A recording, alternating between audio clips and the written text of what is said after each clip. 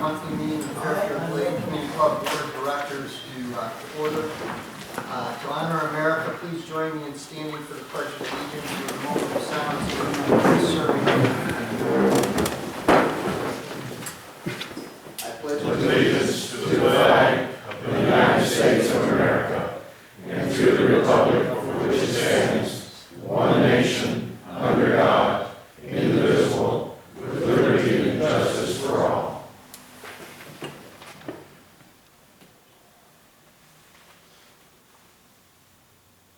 Thank you.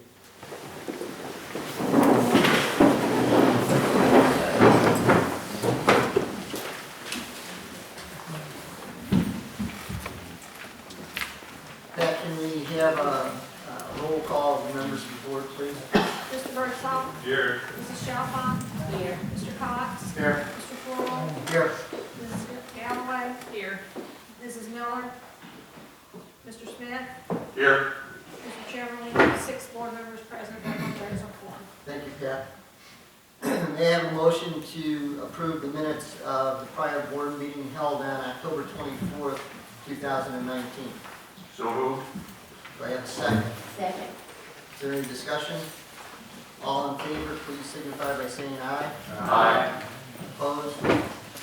Pat, the minutes of the October 24th board meeting are approved. This morning we do have our mayor from Cumberland County here, so Alan Foster.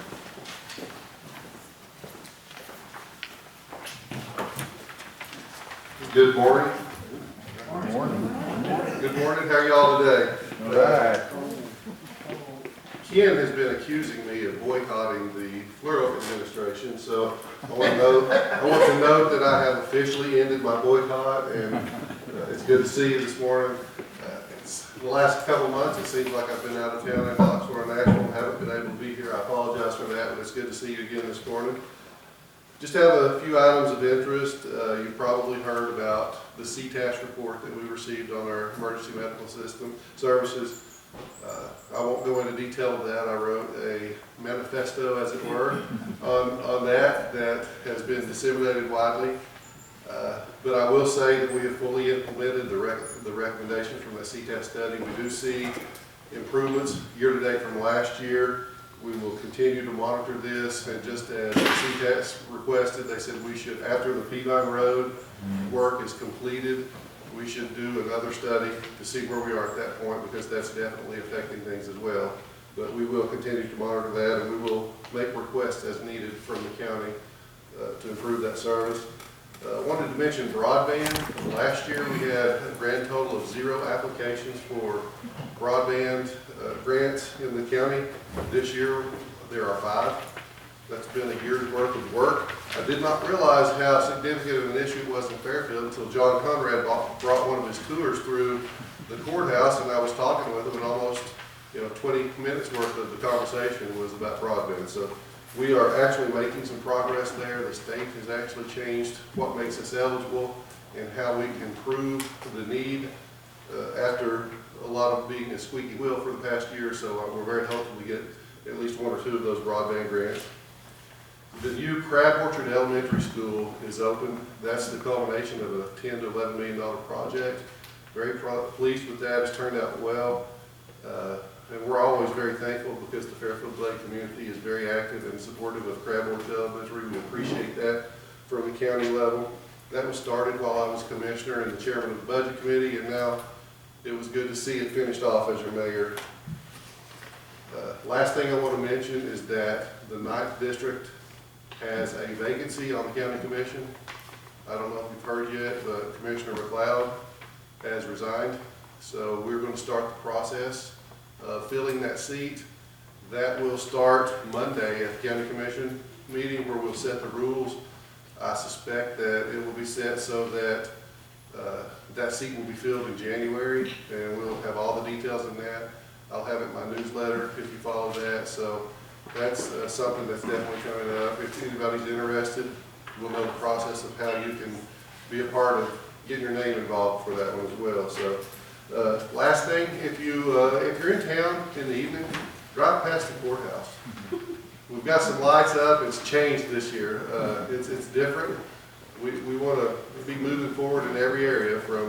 from the lights on the courthouse to emergency services. So it looks very good. The DCI gave us $1,000, and the ladies in the office, Beth and our maintenance department, have really done a good job with that. I appreciate them for that. And I just want to say it's an honor to be your mayor. Merry Christmas, God bless, and if you have any questions, I will answer them now or after, either one.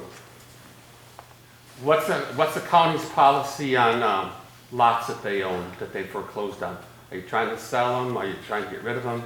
What are you gonna do? I'll make you a deal right now if you want to buy some lots. They're not a hot commodity. We would love to sell them. I'll sell them cheap.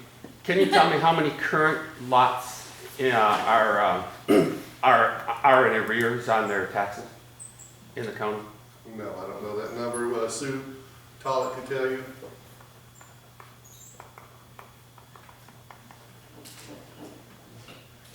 Anything else?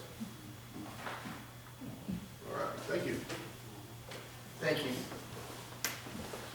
And Pat, let's enter into the minutes that the board expresses their thanks to Carl and his family for the time they've spent with us and for his service to the community, not only as a county commissioner, but he's also been extremely active with the Fairfield Glade Police Department and is pretty much responsible for the creation of the police auxiliary, and that we wish him the very best in the new chapter of his life in South Carolina. With that, happy holidays from your board of directors. November and December always seem to have a certain specialness about them. Maybe it's because we look forward to the end of one year and the beginning of another.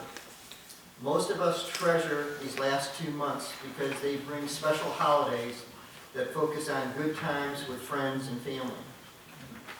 It's also a time for reflecting on all the blessings we have received and for reaching out to the less fortunate among us. And maybe it's because we get that special feeling when it comes from sharing with others. On behalf of all of the members of our community club family, the board of directors, the senior management team, and all of our community club team members, we wish all of you a very Merry Christmas and a happy and safe New Year. The gift of life. Often at this time of year, we find ourselves in need of a thoughtful gift for someone special. I would ask you to consider giving the gift of life. That someone special may be your spouse or another family member. It could be a close friend or a neighbor.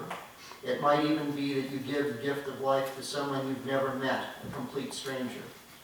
The gift of life that I'm talking about is that of being able to perform the life-saving technique of cardiopulmonary resuscitation, or CPR. The first response that many people offer when asked if they know how to perform CPR is that I'm too old to do that. I've even heard I'm physically not able to do it, and if I did attempt it, I'd end up needing someone to perform it on me. Well, what we know is that when someone stops breathing for whatever reason, the body contains enough oxygenated blood to keep the person alive for several minutes. The blood just needs to keep circulating. That's why performing chest compressions immediately is so important. And anyone can do it if they know how. Knowledge can make the difference between life and death. If you're not physically able to perform CPR, but know how to do it, you may be able to tell someone near you what to do. This happens hundreds of times every day when a 911 operator talks an untrained bystander through the technique over the phone. Wouldn't you rather know how to perform CPR and never have to use it than to be in a situation where you could give someone the gift of life but don't know how to help? You can join over 500 of your fellow residents and nearly 200 of our community club team members who have been trained to provide this life-saving emergency assistance. It begins with a simple phone call or an email. Fairfield Glade Community Club offers basic first aid, CPR, and AED training to every Fairfield Glade resident free of charge. All you have to do is sign up and take the class. To register for the class, contact Dan Linskins at 931-707-2145 or at danliskins@fairfieldglade.cc. Change of venue for the board meetings. Beginning with our Thursday, January 23rd, 2020 Board of Directors meeting, we will be relocating from the library multipurpose room to the ballroom in the Community Conference Center. Future public board meetings will be conducted in that room on the fourth Thursday of each month.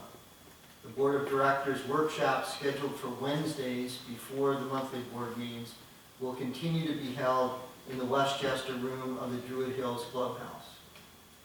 I'd like to close this across the board with a timely thought for the season from Helen Keller. The best and most beautiful things in the world cannot be seen or even touched.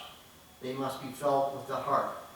So wishing you happiness, we thank you for your continued support and happy holidays from across the board. And with that, we'll move to the general manager's report. Okay, thank you. Start off with something different. We have a number of senior managers here that help me do my job, and without them I couldn't do my job. And recognizing we are a service organization, we have a lot of employees, and probably one of our most important positions is our Director of Human Resources. Becky Waters is our current director, and she's retiring December 20th. And she must have heard I was going to recognize her because I don't see her here today. However, her replacement, Amber Black, is. So Amber, please stand up. And,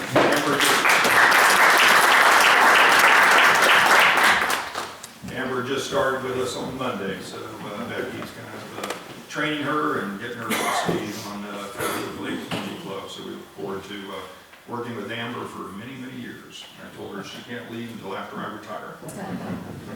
Okay, my normal meeting report. The police department, we're done with all the work at the police department this year. We will have some leftover dollars from this year's capital budget to roll over into 2020 to finish that project. We anticipated probably 3 years to do everything we wanted to do to get that building and parking lot up to shape. Next year is going to be primarily focused on finishing the rain garden and then redoing the parking lot, sealing, striping, and maybe some additional paving over there. So that will all be done next year. Robin Hood Park, the next steps there is that over the course of the winter we'll probably do some clearing there.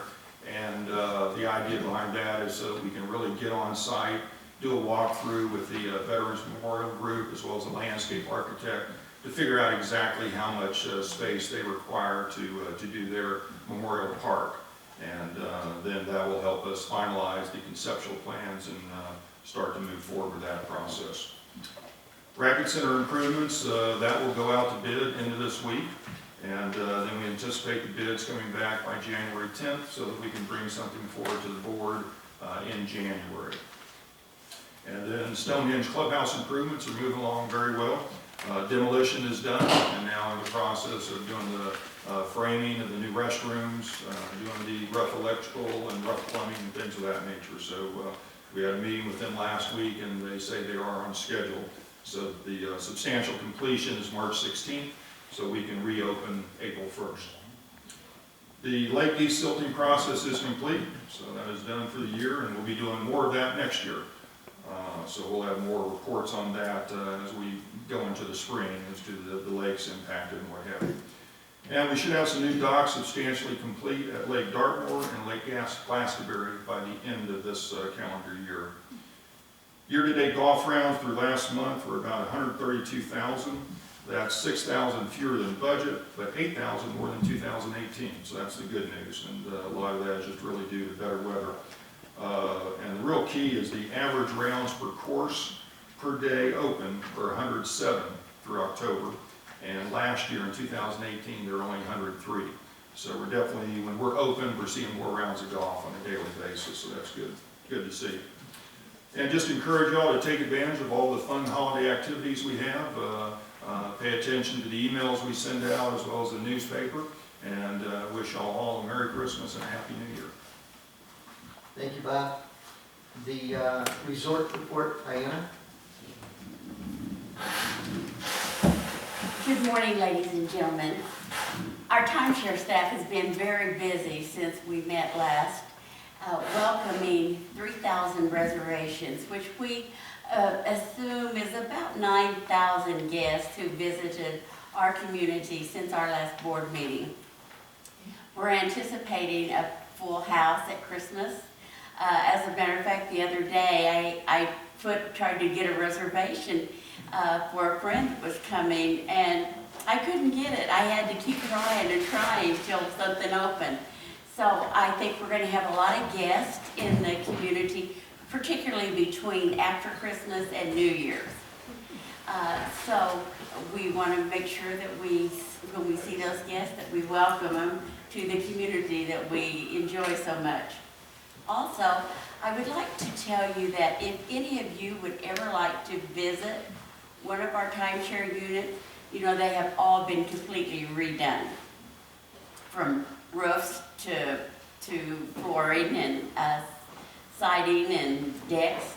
If you ever want to visit a resort, let me know, and I can set up, we'll set up a day where we can go visit some of the newly renovated resorts. I think you would be happy to see those. And if you have any questions about the timeshares, I'll be happy to answer them at the conclusion of the meeting. Thank you, and Merry Christmas. Thank you, Diana. The Architectural Control Committee report. Sam, good? Yes.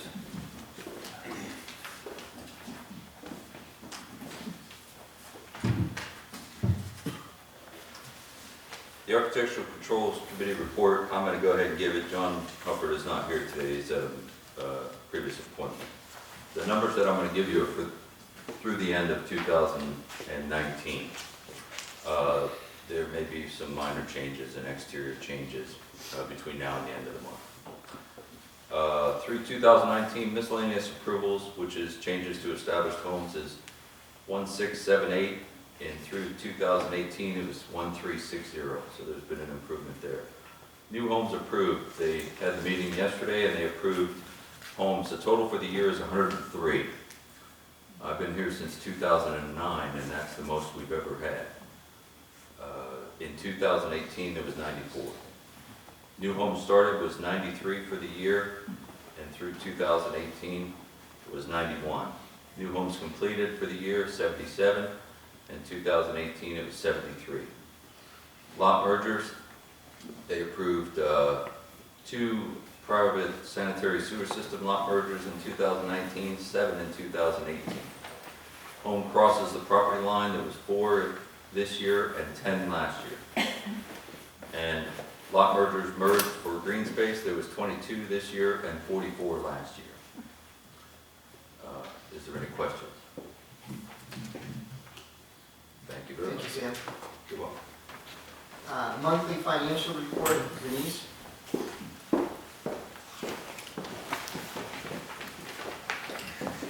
Good morning.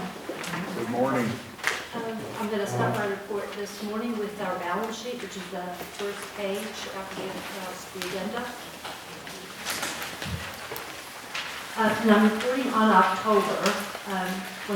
Next month, I think we're going to be meeting at the normal time of the month, so you'll get 2 months of results next month. I'll start with sewer. Sewer cash is at $2 million.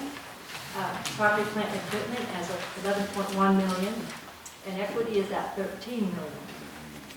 POA, and amenities, the cash is at $5 million, property, plant, and equipment at $35 million, and equity at $36.1 million. Next, I'll go to the next page on in your packet, which is the cash flow from operations and capital activities. And if you come down to the line that says subtotal for POA, you'll see that we have a positive results for the month of for year to date up to October, $510,000, which is a positive variance to budget of $477,000. And then if you come all the way over to the right, you'll see cash flow for POA is at 2.2 million. If you then come down to the line that says subtotals for amenities, you'll see that for operations from amenities, we're at positive 507,000, which is a positive various budget of 245,000. And then slide over to the cash flow, and you'll see that we are negative there at 1.2 million. Next line down is POA and amenities combined. We're at 1 million positive for results from operation. And if you go to the variance, we're 722,000 positive to budget. And then cash flow is at 992,000. Sewer has a positive results from operation of 798,000, which is a positive, and we have positive results budget of 108,000, and they have a positive results for cash flow at 294. Any questions? We're doing good this year. Better than last year. Thank you, Denise.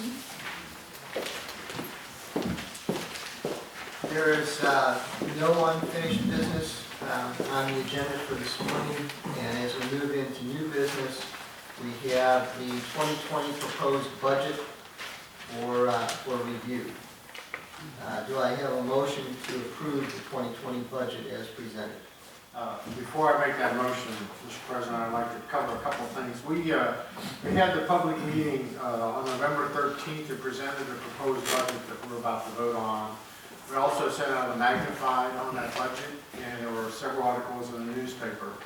And in all those events, we asked for feedback, and we actually got 4 emails on comments about the budget. One email was extremely positive, thanked us for the presentation. Another email, the individual was asking for some details, which we responded to. And then the other 2 emails were negative. One was concerning the fire department. They did not think we were giving enough money to donate enough money to the fire department. And then the other 4th email was questions concerning the $4 increase of the dues. So to that point, I'd like to cover the $4 increase for just a minute. The $4 increase, $1 of that goes directly to capital. It's 25% of the increase. $1.70 of that $4 goes to 3.3% wage increase for our employees and a couple of promotions within several departments. And then the remaining $1.30 is just an accumulation of increased cost of operating all the departments here at Fairfield Glade. And so that's how we came up with the $4 dues increase. That's the details of the department costs. It's too detailed to go through sitting here. So, but that's where the $4 comes from. And so based on that, and the feedback we got, or actually I would consider it lack of feedback we got with 4 emails, I would make a motion to approve the proposed budget that was presented on November 13th. Do I have a second? I'll second that motion. Is there any discussion among the board? All those in favor? Aye. All those opposed? The 2020 budget is approved as presented. We have a number of purchase requisitions that we're going to go through this morning. The first one is for the wastewater group. It's for a new 3/4 ton 4x4 pickup. And Bruce Evans is here to speak to that. And to clarify, all of these are for the 2022 budget, but we do them now in December so that we can actually purchase them as early as possible in January as they come available. So I have a PR for the purchase of a new 3/4 ton 4x4 pickup truck with utility deck. The truck was originally scheduled to be replaced in 2019, and I did not carry enough money in the budget to do it. So I carried money over. I put my additional money in the 2020 budget and was able to find the truck at a much reduced cost. Thank you to Michael Williams. So I'm presenting a PR now for the amount of $39,249. which is $14,751 less than the proposed 2020 budget for the replacement of the truck. It's replacing a 2009 truck that has 122,000 miles and beginning to give us maintenance issues. So, And I have a motion to approve the PR for $39,249 for the new truck. I would move that we approve the wastewater treatment plant purchase requisition for the purchase of a new pickup in the amount of $39,249. Okay, do I have a second to that? I'll second that motion. Okay, do I have any discussion? All those in favor? Aye. All those opposed? The PR is approved. thank you very much. The next three PRs are all related to golf, and Jeff is going to walk us through each one of those. The first request is for the $300,000 golf maintenance equipment PR. I talked to the board yesterday. This year in 2019, it's becoming increasingly hard to find good used equipment off of leases. So as of right now, through December, we're setting at about $285,000 to $288,000 of what we've spent. So I requested to the board yesterday that could we carry over $12,000 because one of our facilities, Mark at Heatherhurst, wants to purchase some of our used carts during our trade-in. And so they agreed that we were going to carry that amount over. So actually the equipment is going to be at $312,000.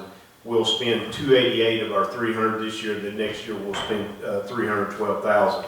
And what we do with this is each of the golf maintenance superintendents look at their operation, see what they need as far as equipment goes, then goes out and tries to find the best deal. Some cases that may be a new piece of equipment.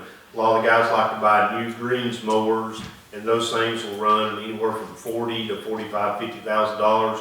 And sometimes you might want an additional sprayer. You can find a good used sprayer for $25,000 to $30,000, whereas a new one might be $75,000 to $80,000. So in a perfect world, this $300,000 does our operations a lot of good. But if we was to buy all new equipment, we would spend a whole lot more money than this $300,000.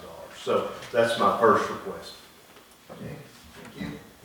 Can I have a motion to approve the 2020 golf maintenance equipment PR for $312,000? Yeah, Mr. President, I'll comment before I make that motion, but being on the FAC since 2015 and now on the board, I've heard Jeff and seen Jeff's comments about this particular PR, and we have literally saved hundreds of thousands of dollars over that time span I'm talking about, 2015 till now, in my experience, because of the way Jeff and his staff manages that money and getting used equipment versus going out and buying new equipment. I served on a board in our country club in Dallas, and we bought new equipment, and Jeff's absolutely right. We saved literally hundreds of thousands of dollars over that time frame. And if you look at it, it's $300,000, or I'm sorry, it's $300,000 for 5 golf courses. That's $60,000 a course. Trust me, if you know anything about golf course maintenance at all, that's not a lot of money to spend on maintaining equipment to maintain the golf courses in the condition we have. And remember, we have 2 courses that are rated in the top 5 courses in the state of Tennessee. So I compliment Jeff and his staff in how they manage this money. So with that, I will make a motion to approve $312,000. Okay, do I have a second for that motion? I'll second that motion. Is there any discussion? All those in favor? Aye. All those opposed? The golf maintenance PR for $312,000 is approved. We're going to talk now, Jeff, about the cart path resurfacing PR. So the second one is the $100,000 for the cart path resurfacing. When you look at a cart path, you're looking at about 2.5 miles per 9 holes. So if you wanted to just set aside 18 holes to resurface every year, you're probably looking at $1 million for asphalt around that. So what we do each year with this 100,000 is we take $30,000 and we do a section at Stonehenge in concrete. And over time, you've seen the improvements to the car pass at Stonehenge with that $30,000 in concrete that we do in the wintertime. We'll actually do that work in March, and it'll be ready to go. Looks great for the new year coming up. This year, what we plan to do is finish number 18, then we'll work around